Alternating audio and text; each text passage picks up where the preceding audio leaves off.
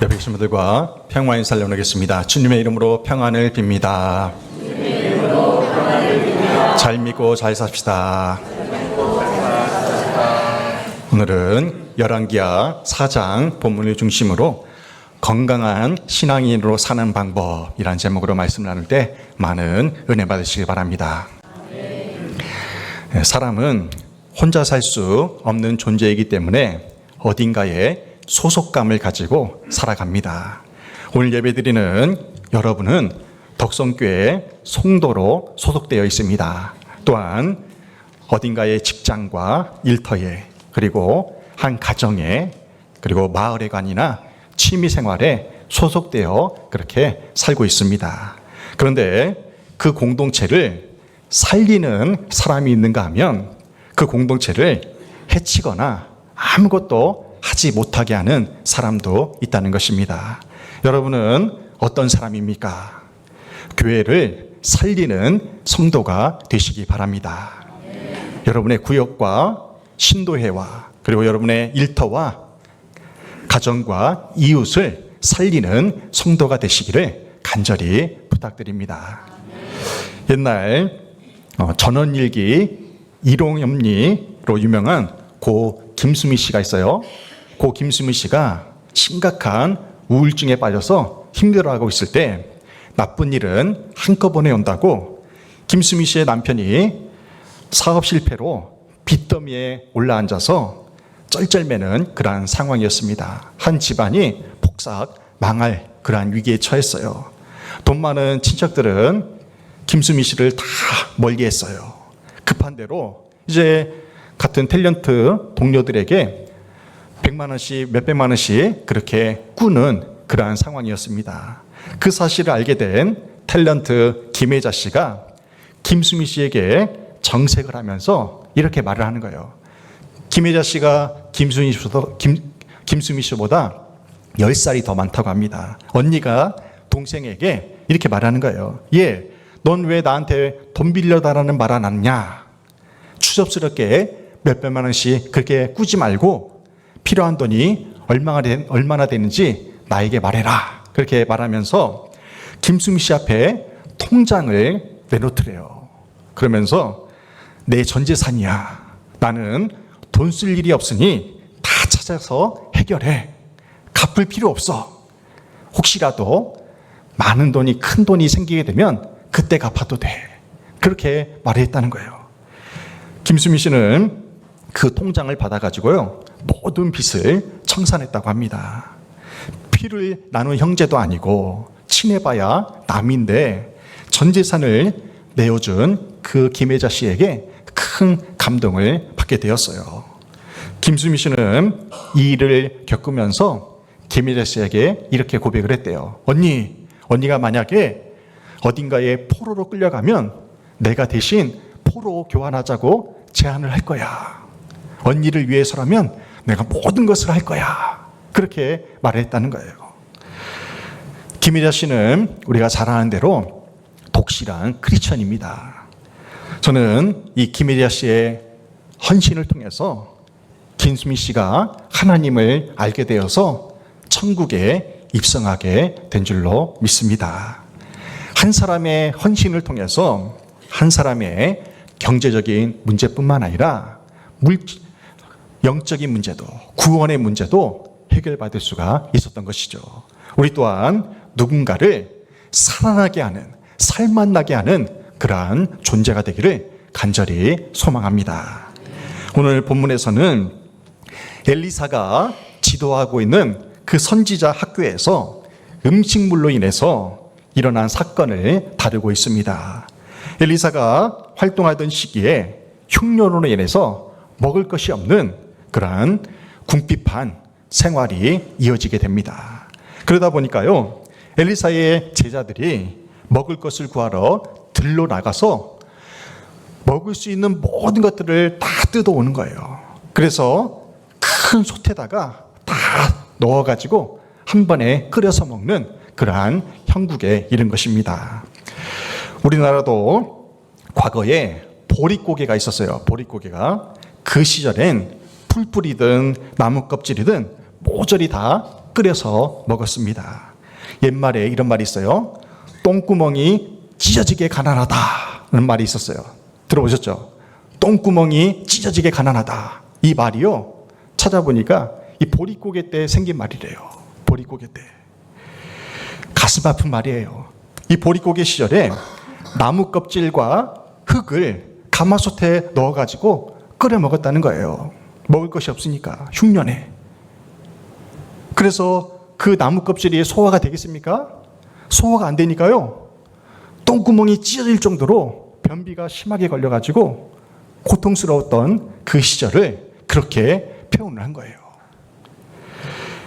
요즘 청소년들은 꿀꿀이죽을 모를 거예요. 꿀꿀이죽.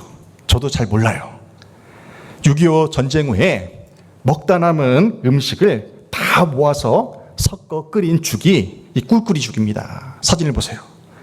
우리가 즐겨 먹는 이 부대찌개도요, 해방 직후에 미군들이 먹다 남은 음식 찌꺼기를 모아다가 한꺼번에 섞어 끓인 것이 부대찌개예요. 왼쪽에 있는 사진을 보면 군인과 주민들이 주변에서 먹다 남은 음식들, 끓일 만한 모든 것들을 다 솥에다가 때려 넣어서 그렇게 끓이는 장면이에요. 저 때가 1952년도예요. 해방 직후에 6.25 전쟁이 끝나갈 무렵에 저런 일들이 있었던 거예요. 부대찌개도 마찬가지죠. 저도 어렸을 때요, 5 식구가 한 방에서 살았어요. 한 방에서.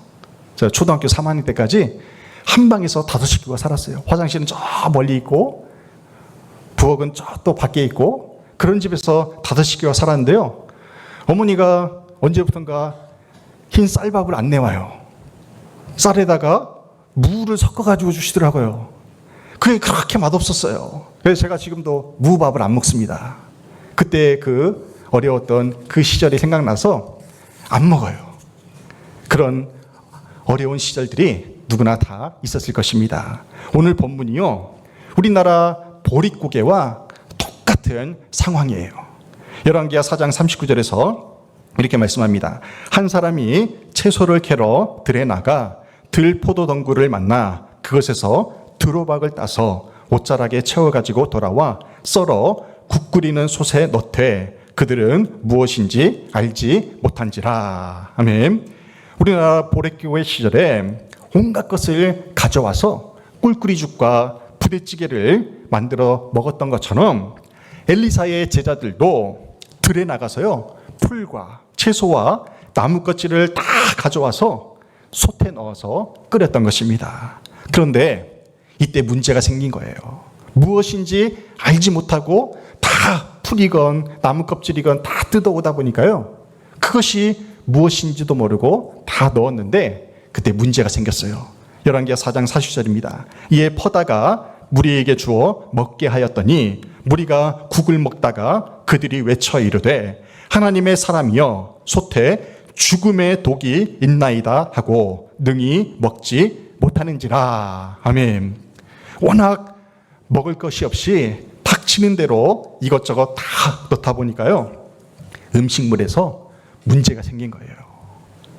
사람이 먹을 수 없는 독성을 가진 물질이 섞여가지고 제자들이 솥에 죽음의 독이 있나이다 하고 외친 것입니다.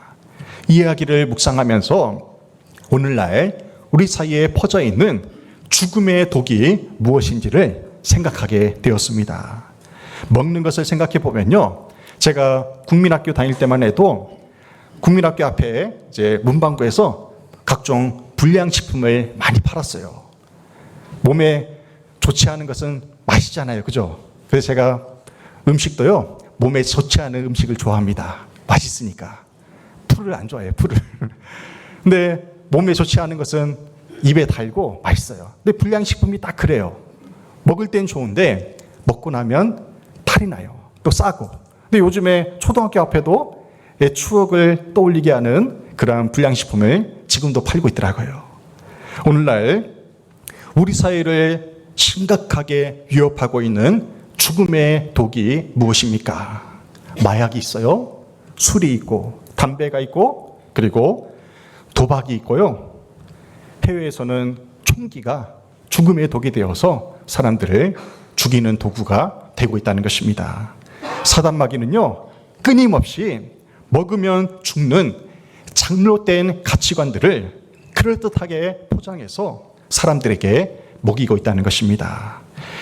제 동기 목사님이 독일에서 담임 목회를 하고 있는데요. 매주일 3개 교회를 순방하면서 그렇게 목회를 하고 있는 거예요. 한 목회자가 3개 교회를 담임하고 있는 거예요. 왜 그렇겠습니까? 목회자가 없어서 그래요. 목회자가 없어서. 1시간씩 아침 10시 반에 예배 드려서 11시 반에 예배가 끝나면요, 1시간을 아우토반 도로를 달린대요. 180을 밟아가지고 1시간 만에 다른 지역으로 이동을 해요. 또 1시간 예배 드리고 또 180 밟아서 또 한 곳에 이르러서 하루에 3개의 교회를 순방하면서 그렇게 예배를 집례하고 있는 거예요. 목회자가 없기 때문에 그렇게 한다는 것입니다. 대신에 이제 수요 예배나 새벽 기도가 없죠. 이 독일은 종교에 따라서 국민들이 소득세의 9%를 종교세를 낸대요. 소득세의 9%를 종교세를 내면요, 그 돈을 정부가 모아가지고 국가에서 인정한 종교인들에게, 종교에 봉사하는 자들에게 이제 월급을 주는 거예요. 이게 교회에서 사례비를 주는 것이 아니라 우리처럼 독일은 나라에서 월급을 주는 것입니다. 그러니까 부족함이 없이 그렇게 활동을 할 수가 있는 거예요. 이 독일은 루터교가 득세인데요. 우리나라에서는 루터교가 그렇게 힘을 못 써요. 근데 요즘엔 100년 이상 오래된 그 루터교의 그 역사 있는 교회들이 다 문을 닫는데요. 술집이 되고 나이트클럽으로 바뀌고 있는 그러한 형국에 처하고 있습니다. 한국교회도요, 이제 머지않아서 몇 년 후에는 인구 감소와 함께 저 시골에 있는 어려운 교회들은 사라지거나 합병을 하게 되는 그러한 일이 일어나게 될 것이라는 것입니다. 미국을 비롯한 유럽교회가 무너지고 있는 이유가 무엇입니까? 하나님과 세상을 겸하여 섬기는 종교 혼합주의가 성행하기 때문에 그래요. 하나님 제일주의 신앙관이 무너지면 그렇게 교회가 무너질 수밖에 없다는 것입니다. 여러 가지로 우리의 신앙을 위협하는 이 세상 속에서 우리가 할 일은 무엇입니까? 영적으로 더욱더 민감하게 반응하며 사는 것입니다. 가장 한국적인 것이 가장 세계적인 것이라는 말이 있어요. 마찬가지로 가장 그리스도인답게 사는 것이 가장 행복하게 사는 비결이라는 것입니다. 그렇다면 가장 그리스도인답게 사는 비결이 무엇입니까? 죄를 지은 즉시 회개로 반응해야 돼요. 감사할 일이 생기면요, 바로 하나님께 감사로 나아가는 그러한 습관이 행복하게 사는 비결이라는 거예요. 또한 우리의 믿음을 위협하는 시험거리들을 만날 때마다 선지자의 제자들처럼 이렇게 외쳐야 돼요. 죽음의 독이 있나이다. 나를 위협하는 죽음의 독이 있나이다. 이렇게 외치면서 믿음으로 헤쳐나가야 됩니다. 오늘날 우리 기성세대뿐만 아니라 다음 세대가 죽음의 독이 가득한 세상 속에서 건강한 신앙인으로 살아갈 수 있는 2가지 방법을 살펴보면서 은혜를 나누고자 합니다. 첫째는 교회와 가정 공동체를 살려야 됩니다. 교회가 살아나야 돼요. 그리고 우리의 가정이 살아나야 됩니다. 엘리사가 행한 사역을 보면 공동체에 속한 지체들을 소중히 여긴다는 것을 알 수가 있어요. 앞서 과부가 된 여인의 2 아들이 빚쟁이들에 의해서 노예로 끌려갈 위기에 처했을 때 엘리사 선지자가 어떻게 했습니까? 해결해 주었어요. 기름을 그 집에 가득 채워줌으로 그 빚 문제를 해결해 주었어요. 그런데 그 과부가 빚에 허덕이는 그 이유가 무엇이었습니까? 그 남편이 선지자의 생도였어요. 오늘날 말하자면요, 신학생이었어요. 그런데 갑자기 죽게 되면서 가정에 큰 경제적인 위기가 찾아오면서 사채를 끌어다 쓰다 보니까 빚더미에 올라앉게 되었던 것이죠. 엘리사는 그 여인의 아픔을 외면하지 않고 해결해 주었던 것입니다. 또한 엘리사가 수넴 여인의 아들을 최선을 다해서 살려준 이유가 무엇입니까? 하나님을 사랑하고 주의 종을 선대하는 그 여인의 가정을 소중히 여겼기 때문에 그래요. 이를 통해서 엘리사 선지자가 교회 공동체뿐만 아니라 가정 공동체도 중요하게 여긴다는 것을 알 수가 있습니다. 오늘 본문에서도 선지자의 생도들이, 오늘날 신학생들이 음식으로 인해 죽을 위기에 처하자 엘리사가 어떻게 대처를 합니까? 열왕기하 4장 41절입니다. 엘리사가 이르되 그러면 가루를 가져오라 하여 솥에 던지고 이르되 퍼다가 무리에게 주어 먹게 하라 하매 이에 솥 가운데 독이 없어지니라. 아멘. 죽음의 독을 먹고 위기에 처한 신학생들을 살리기 위해서 엘리사가 솥에 가루를 던져서 해독시켜서 살게 한 것입니다. 바로 다음에 또 다른 사건이 나오는데요. 어떤 사람이 보리떡 20개와 자루에 담은 채소를 가져와서 엘리사 선지자에게 선물을 해요. 얼마나 귀한 양식입니까? 그러자 엘리사는요, 그 음식을 신학생들에게 주면서 나누어 먹게 하라고 말을 해요. 나누어 먹게 하라. 그런데요, 지금 신학생들이 100명 이상이 돼요. 100명이 넘는 사람들이 고작 보리떡 20개와 채소 한 자루를 가지고 어떻게 다 나눠 먹을 수가 있겠습니까? 100명이 먹을 수 있는 양식으로는 턱없이 부족하다는 것입니다. 우리 덕성교회도 매주일 100명 이상 점심 식사를 하는데요. 떡 20개와 채소 한 자루를 가지고 100명이 먹는다고 생각해 보세요. 먹을 수가 없죠. 전혀 불가능한 일이에요. 하지만 엘리사는 어떻게 합니까? 하나님의 능력을 힘입어서 신학생들을 풍족히 먹게 했다는 것입니다. 구약판 오병이어의 기적이 일어난 거예요. 열왕기하 4장 43절에서 이렇게 말씀합니다. 그 사환이 이르되 내가 어찌 이것을 100명에게 주겠나이까 하나 엘리사는 또 이르되 무리에게 주어 먹게 하라 여호와의 말씀이 그들이 먹고 남으리라 하셨느니라. 아멘.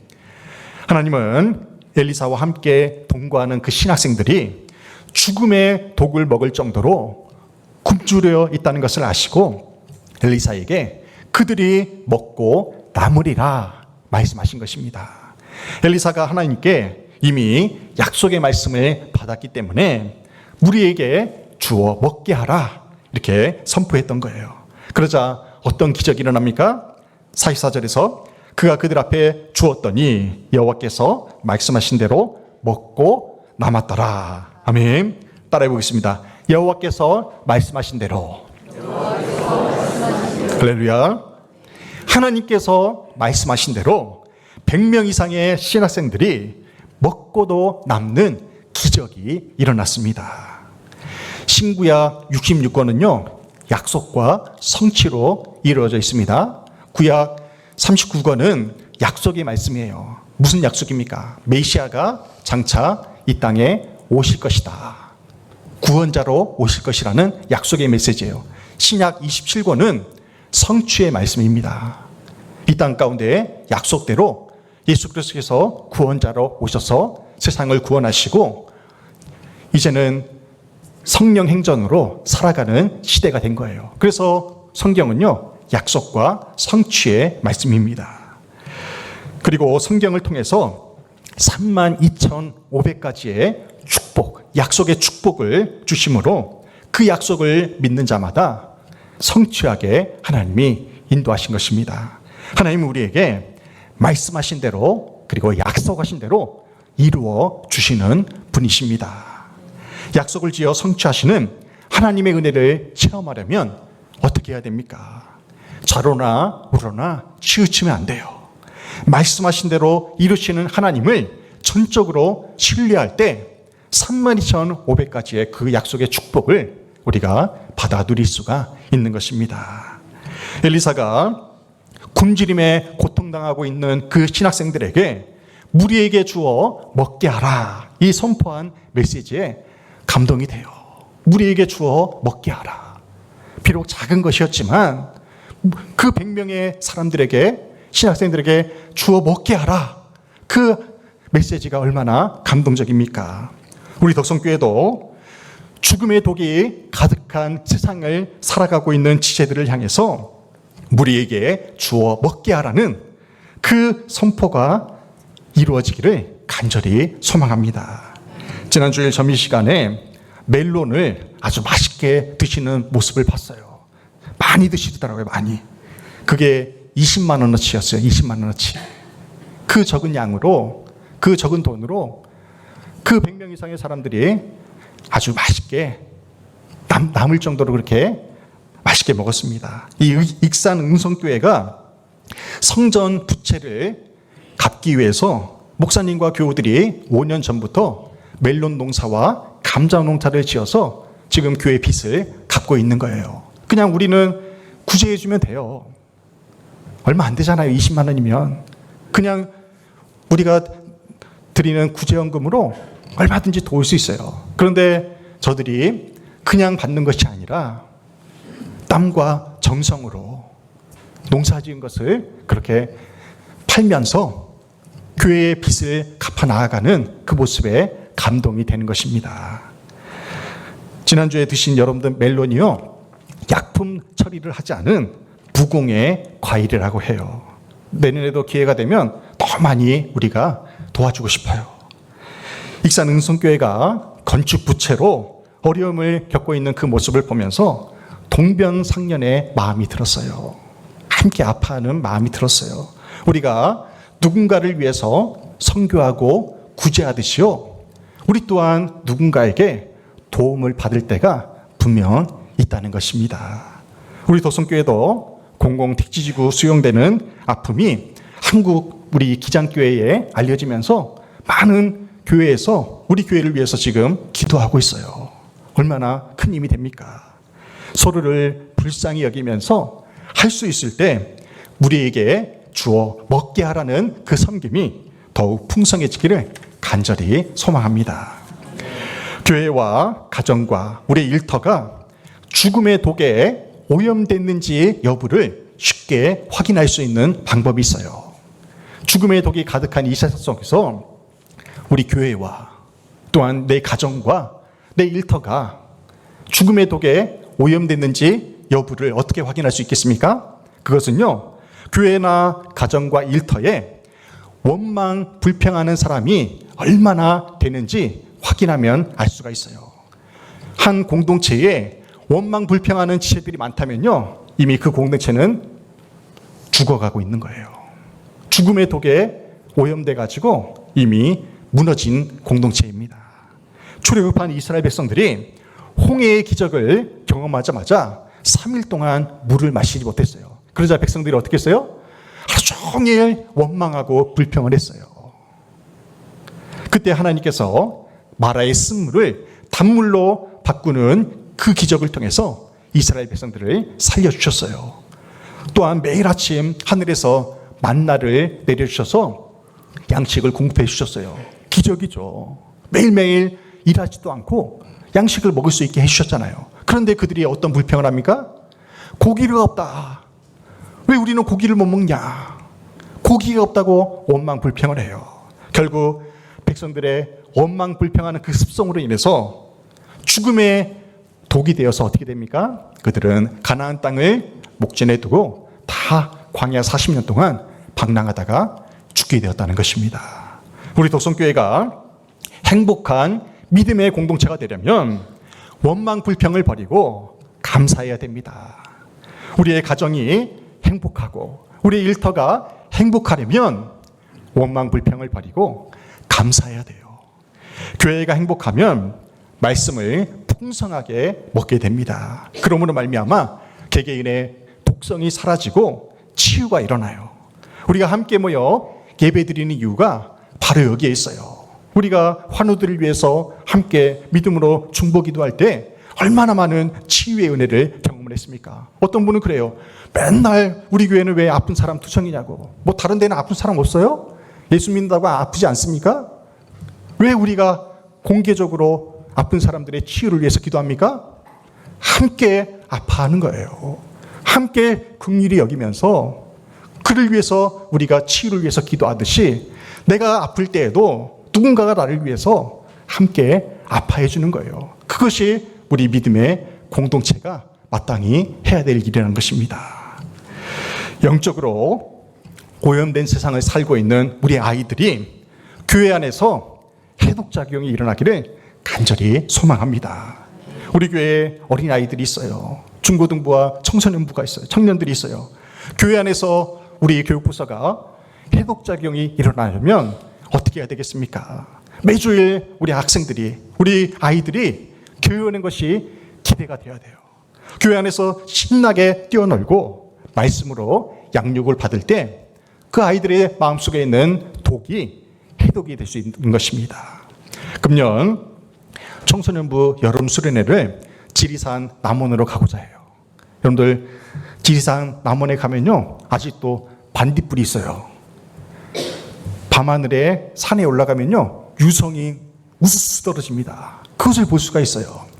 그 아름다운 자연과 함께 이 세상을 창조하신 창조주 하나님의 섭리를 우리 학생들이 체험하기를 간절히 소망을 합니다. 우리 아이부터 작년에 이르기까지 덕성교회의 모든 성도들이 하나님을 사랑하고 이웃을 사랑함으로 죽음의 독이 해독되어서 영육간에 강건케 되기를 주님의 이름으로 축원합니다. 두 번째로 우리가 건강한 신앙이 되려면 두 몫을 해야 돼요. 두 몫. 열왕기하 2장 9절에서 이렇게 말씀합니다. 당신의 성령이 하시는 역사가 갑절이나 내게 있게 하소서. 아멘. 그래서 갑절이라는 말이 뭐냐면요 두 몫입니다. 두 몫. 두 몫. 엘리사가 엘리야 스승에게 구한 것은요 갑절을 주셔서, 그 말은 뭐예요? 두 몫을 주소서예요. 두 몫을 주소서. 엘리사가 스승인 엘리야에게 성령의 갑절의 능력을 구한 것은 구약의 장자의 권리와 밀접한 연관이 되어 있습니다. 신명기 21장 17절에서 이렇게 말씀해요. 반드시 그 미움을 받는 자의 아들을 장자로 인정하여 자기의 소유에서 그에게는 두 몫을 줄 것이니 그는 자기의 기력의 시작이라 장자의 권리가 그에게 있음이니라. 아멘. 어떤 사람이 두 아내를 두었는데요. 한 명은 사랑받는 아내고 한 명은 미움받는 아내였어요. 근데 둘 다 아들을 낳았어요. 아들을 낳았는데 미움을 받는 여인이 먼저 아들을 낳았다면 비록 미움을 받는 여인의 자식일지라도 먼저 낳았기 때문에 장자의 축복권을 그 아들에게 줘야 되는 거예요. 그러면서 두 배의 몫을, 두 몫을 그 장자에게 줄 것을 율법으로 정해놓은 것입니다. 이때부터 장자의 권리가 나타나게 된 거예요. 옛날 우리나라도 그랬잖아요. 장남은 재산의 많은 부분을 더 많이 받았잖아요. 그죠? 근데 오늘날에는 다 동등하게 유산을 분배받게 법으로 그렇게 제정을 해놨잖아요. 부모가 죽은 뒤에는 공평하게 받게 해놨어요. 여기서부터 이제 장자는 두 몫을 줘야 한다는 그 지침이 생겨나게 된 거예요. 엘리사가 스승에게 갑절의 능력을 달라고 한 그 은혜는 뭐냐면요. 엘리사가 스승의 사역을 공식적으로 계승받기를 원한다고 그렇게 말을 한 거예요. 스승의 그 선지자의 지위를 나에게 달라는 그러한 메시지였던 것입니다.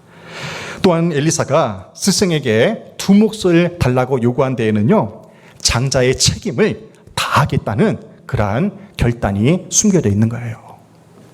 나에게 갑절의 능력을 주시면 내가 장자의 책임을 마땅히 감당하겠습니다. 그 결단이 있는 거예요. 그래서 과부의 두 아들이 노예로 끌려갈 때에 엘리사가 두 손 두 발 다 걸고 도와준 이유가 거기에 있는 거예요. 자신의 신학생이, 자신이 가르치는 신학생이 죽어서 그 가정이 어려움을 겪었기 때문에 책임지고 도와준 것입니다. 또한 100명의 신학생들이 죽음의 독이 가득한 그 양식을 먹고 죽어갈 때 그들을 해독시켜주고 먹을 것을 주어 먹게 한 이유도 바로 이 장자의 책임에 있다는 것입니다. 우리 교회가 속한 한국기독교 장로회 총회에는요, 목회자 생활보장제도가 있어요. 목회자 생활보장제도가 교회 재정이 4천만 원 미만이거나 또 월 사례비로 130만 원을 못 받는 그 목회자들에게는요, 총회에서 매월 39만 원씩 지원을 해주는 거예요. 생활이 어려우니까.